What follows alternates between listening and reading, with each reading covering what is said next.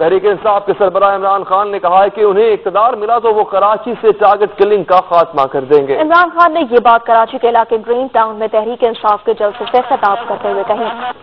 کراچی میں پاکستان تحریک انصاف کے ہونے والے جلسے میں جدید اسلحے کی سرعام نمائش کی جاتی رہی۔ پاکستان تحریک انصاف نے گرین ٹاؤن میں جلسہ کیا جس میں عمران خان نے اپنے خطاب میں پولیس کے نظام کو کڑی تنقید کا نشانہ بنایا۔ تاہم اس جلسے میں اسلحے کی نمائش پر پابندی کے باوجود کارکنوں نے جدید اسلحے کی سرعام نمائش کی اور ہتھیاروں کا تبادلہ بھی ہوتا رہا۔ اس موقع پر پولیس افسر بھی خاموش تماشائی بنے کھڑے رہے اور کوئی ایکشن نہیں لیا گیا۔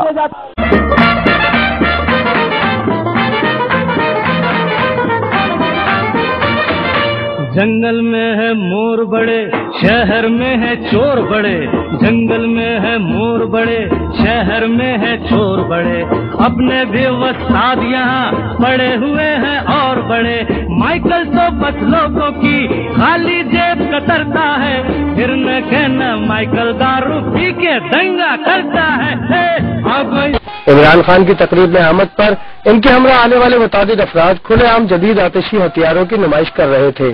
اس موقع پر عمران خان نے شکوہ بھی کیا کہ انہیں 2 برس تک کراچی آنے کی اجازت نہیں دی گئی، جس کی وجہ سے سینٹر کے افتتاح میں تاخیر ہوئی۔ تحریک انصاف کے سربراہ نے کراچی میں دیگر پروگرامز میں بھی شرکت کی۔ اس موقع پر بھی ان کے ہمراہ مسلح افراد موجود تھے۔ ان کے ساتھیوں کی جانب سے کھلے عام جدید ہتھیاروں کی نمائش کو مختلف شہریوں نے عمران خان کی جانب سے قانون و انصاف کی حکمرانی کے دعووں کے برعکس قرار دیا ہے۔